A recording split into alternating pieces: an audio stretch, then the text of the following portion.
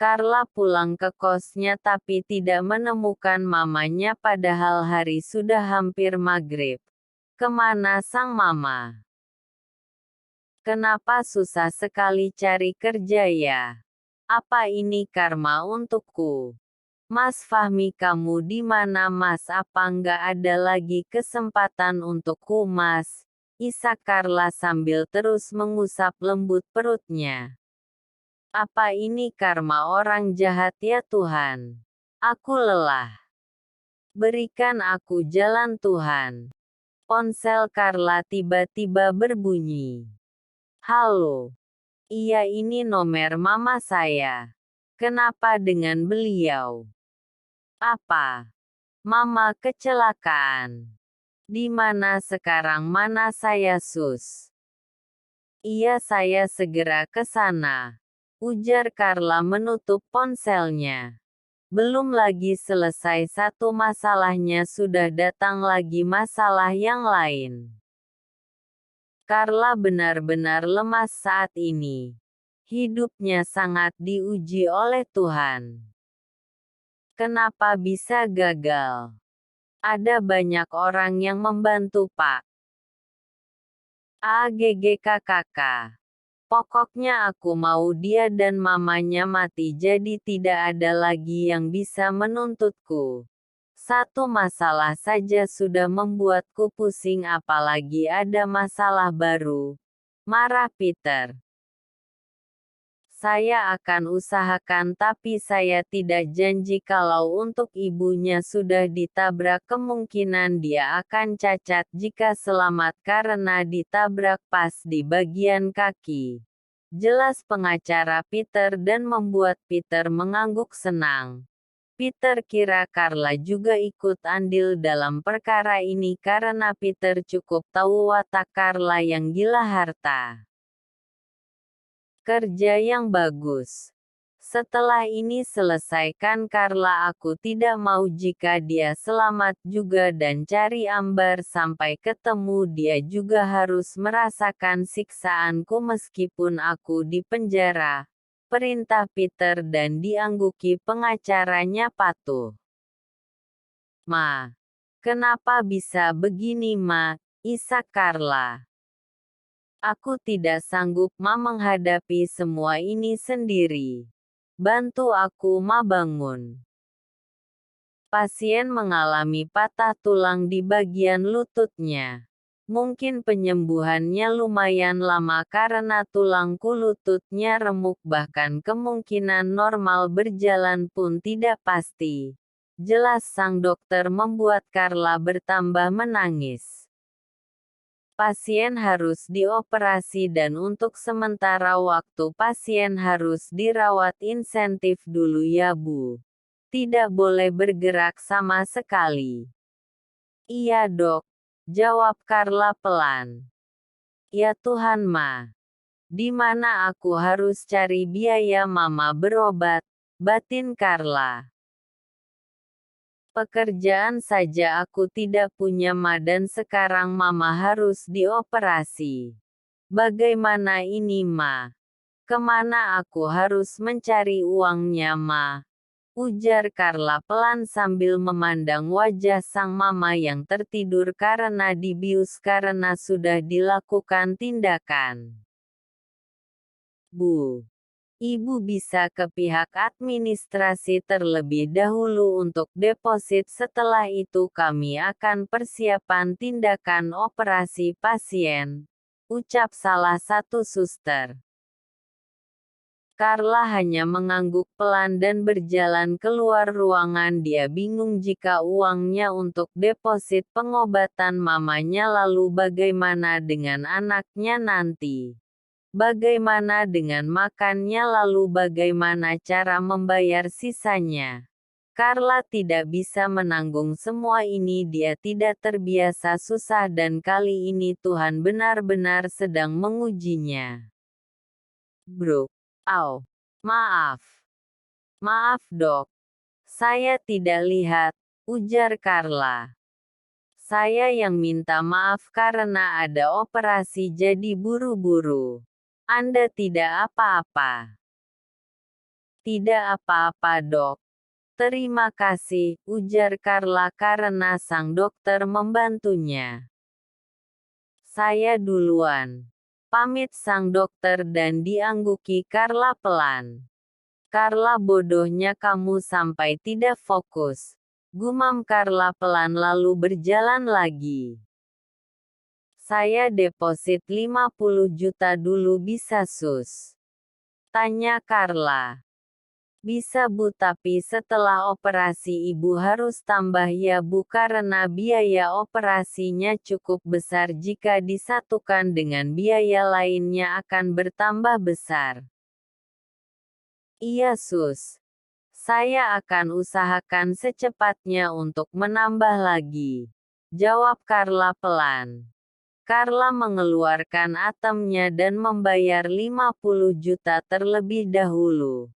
Kini yang ada dalam pikiran Carla yaitu Ayah Bahtiar. Dia akan mencari Ayah Bahtiar untuk meminta bantuan, setidaknya setengahnya Ayah Bahtiar yang akan membantunya. Semoga ayah bisa membantuku, batinnya. Saya mau ketemu ayah saya pak, mohon Carla. Maaf, setahu saya Pak Bahtiar hanya memiliki anak Bunia, tidak ada yang lain. Pak, ini penting. Beritahu saja kalau ada saya. Carla mencarinya. Maaf Nona, di sini tidak bisa sembarang orang masuk. Dijaga ketat oleh Pak Ben, jadi jika Anda punya kepentingan Anda hubungi saja langsung dan janjian dulu. Tapi Pak, maaf Nona, saya hanya pekerja jadi tidak bisa melanggar aturan di rumah ini, ucap Pak Satpam yang menjaga. Sejak kejadian Nia ditabrak, Ben benar-benar tidak membolehkan siapapun masuk kediamannya tanpa permisi. Dia membuat peraturan ketat meskipun tamu sang mertua harus sudah ada janji terlebih dahulu. Ben tidak mau kecolongan untuk kedua kalinya. Apalagi sekarang mereka sudah punya anak, jadi mau tidak mau Ben harus tegas. Carla menitikkan air matanya, berjalan pelan. Pada siapa dia harus meminta bantuan kali ini? Apa yang harus dia perbuat? Carla tak bisa berpikir jernih saat ini. Bantu aku Tuhan, batin Carla. Dia benar-benar bingung saat ini ke siapa lagi mengadu. Carla yang tidak melihat jalanan tiba-tiba dikejutkan dengan mobil yang berada di hadapannya. Tin. Tin. Ak. Mas awas. Cit. Cit. Astagfirullah mas. Hampir saja. Sela segera keluar mobil. Bangga papa? Tanya Sela panik. Alhamdulillah nggak papa, Mbak Carla. Sela terdiam sejenak melihat mantan istri suaminya ini. Sayang, panggil Fahmi. Mas Fahmi, ujar Carla tersenyum kecil. Carla. Mas Fahmi. Pekik Carla kegirangan dan mendekat memeluk tubuh Fahmi. Kemana saja kamu mas? Aku mencarimu. Kamu tahu banyak yang ingin aku ceritakan padamu mas. Aduh, Carla sambil mengisak. Lah. Maaflah. Ujar Fahmi mencoba menjauh dari tubuh Carla. Kenapa mas? Aku tahu aku salah mas, tapi aku ingin menebus semua kesalahanku mas. Bantu aku mas, mama kecelakaan. Mama Dina kecelakaan. Iya mas, sekarang ada di rumah sakit dan harus dioperasi. Aku tidak punya biaya mas. Bantu aku. Maaflah.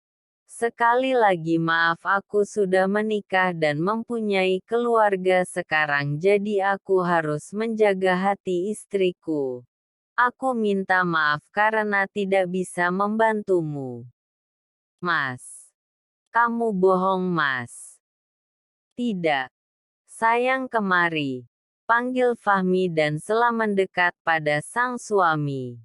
Carla menatap Sela tak percaya kalau perempuan yang dia kenal ini adalah istri baru suaminya. Memang Sela jauh lebih muda dari dirinya. Maaf Mbak Carla, ujar Sela pelan. Bagaimanapun juga Sela merasa bersalah karena sudah menjadi pelakor dalam rumah tangga Carla dan Fahmi dulu. Tapi mau bagaimana lagi dia hamil anak Fahmi. Kamu. Ya. Sela istriku dan kami sudah memiliki anak. Sekali lagi maaf Carla, aku tidak bisa membantumu. Ayo sayang masuk, ajak Fahmi dan diangguki Sela pelan. Carla menitikkan air mata tapi kali ini dia tidak ingin marah karena memang semua salahnya. Dulu dia yang meminta Fahmi menceraikannya agar dia bisa menikah dengan Peter. Mungkin Fahmi sudah menemukan kebahagiaannya dan dia berhak untuk itu. Sela menatap kesedihan amat mendalam di wajah Carla. Mas, bantu dia sekali ini saja Mas. Setelah itu putuskan apapun hubungan dengannya. Ujar Sela tiba-tiba membuat Fahmi bingung. Sayang, apa kamu tidak punya rasa cemburu sedikit pun padaku? Apa kamu ingin mengujiku sayang? Mas, aku manusia biasa Mas. Aku punya rasa itu tapi aku lebih memikirkan perasaan Carla saat ini pasti dia sangat kesulitan. Jika aku yang ada di posisinya pun belum tentu bisa. Mbak Nia sudah cerita kalau Pak Bahtiar sudah menceraikan mamanya dan Pak Peter di penjara. Ujar Sela. Hanya rasa kemanusiaan Mas bukan yang lain. Sekali saja, mohon Sela. Fahmi menghela nafas berat, dia juga merasa kalau dia terlalu jahat padahal dulu dia yang bejat menikahi Sela tanpa sepengetahuan Carla. Oke. Silakan kamu yang bantu. Ujar Fahmi membuat Sela tersenyum kecil. Sela segera mengambil uang di tasnya dan keluar dari mobil. Bab. Panggil Sela membuat langkah kaki Carla terhenti. Mbak, maaf kami tidak bisa membantu lebih hanya ini. Jangan Mbak anggap kami menghina Mbak tapi kami tulus membantu Mbak. Ujar Sela lembut membuat Carla menangis dan memeluk Sela. Jaga Mas Fahmi. Sel. Jaga dia jangan bertindak bodoh sepertiku, ucap Carla dan diangguki Sela pelan. Terima kasih atas bantuannya. Iya Mbak. Jaga diri Mbak baik-baik, kami pergi dulu. Ujar Sela segera pergi ke arah mobilnya lagi. Sebaik-baiknya Sela perempuan ini bisa menjaga dirinya dari bahaya. Meskipun dia kasihan pada Carla tapi Sela tak berniat menawarkan Carla tumpang ataupun sekedar mampir ke rumahnya. Dia membatasi siapa yang bisa dekat dengan keluarganya. Apalagi Carla adalah masa lalu suaminya. Dia tidak ingin menggali lubangnya sendiri nanti. Ayo Mas, ajak Sela. Nggak, kamu ajak saja sekalian mampir sayang. Goda Fahmi. Itu maunya kamu. Awas ya. Jawab Sela mencubit kecil pinggang sang suami. Au. Sakit sayang. Makanya jangan genit. Siapa yang genit juga? Cuma menawarkan kebaikan saja. Nggak ada kesempatan kedua ya Mas, potong Sela membuat Fahmi tertawa kecil.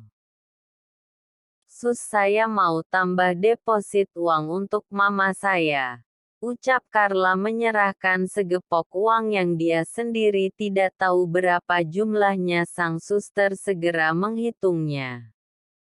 30 juta ya Bu. 30 juta. Gumam Carla tak percaya. Sela mau membantunya 30 juta. Apa pekerjaan Fahmi sekarang hingga Sela dengan mudahnya memberikan uang 30 juta, dulu saja 5 juta Fahmi selalu meributkannya. Bu, uangnya 30 juta saya terima ya. Ini tanda tangan di sini. Iya Sus, jawab Carla. Terima kasih. Ibu bisa menunggu di depan ruang operasi karena sekarang mamanya sedang dilakukan tindakan operasi. Mama saya sudah dioperasi Sus? Tanya Carla. Iya Bu. Terima kasih Sus, ujar Carla segera beranjak ke arah kamar operasi. Carla duduk tertunduk menunggu kabar baik dari dalam sana. Tiba-tiba Carla teringat akan tas mamanya. Dia ingin mengambil ponsel mamanya untuk menghubungi siapa orang terdekat mamanya saat ini karena Carla sama sekali tidak mengetahui asal-usul sang mama selama ini. Yang Carla tahu hanya keluarga papanya, itu pun hanya beberapa orang saja. Carla berpikir meminta bantuan pada keluarga papanya saat ini. Dia segera beranjak ke ruangan mencari tas sang mama. Carla menjatuhkan sebuah foto lalu dia mengambilnya. Foto siapa ini? Ujar Carla. Papa, tapi bersama siapa? Ini bukan mama. Lanjutnya pelan.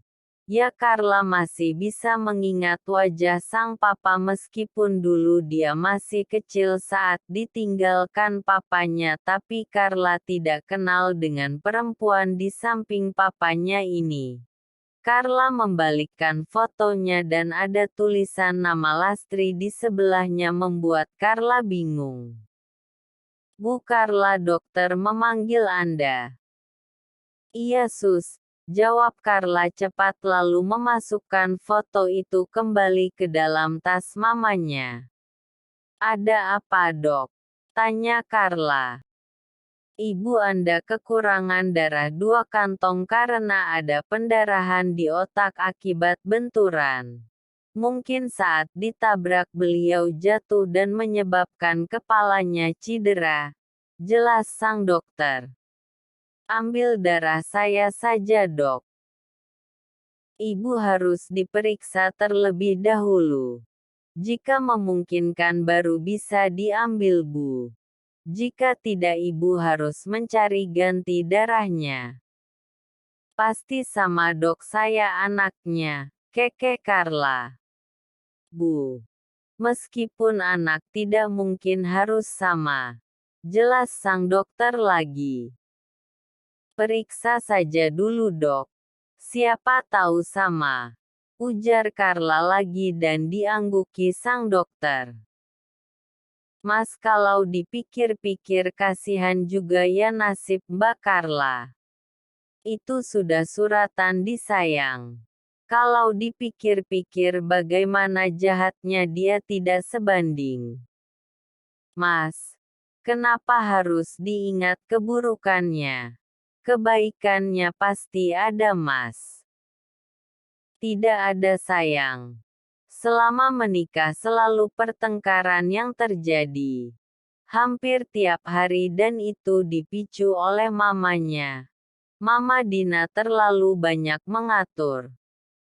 Tapi kasihan kan Mas, suami dalam penjara. Mama sakit, aku sendiri bisa membayangkan bagaimana beratnya Mas. Biarkan dia menjalaninya sayang. Kita sudah membantunya sekali dan itu sudah lebih dari cukup. Apa kamu mau aku membawanya ke rumah ini?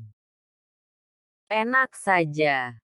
Aku tidak bisa berbagi suami lagi, Mas. Tekan sela. Makanya sayang, jangan sok baik. Harimau tidak akan bisa berubah menjadi anak kucing, jadi jangan menganggap dia tak bertaring.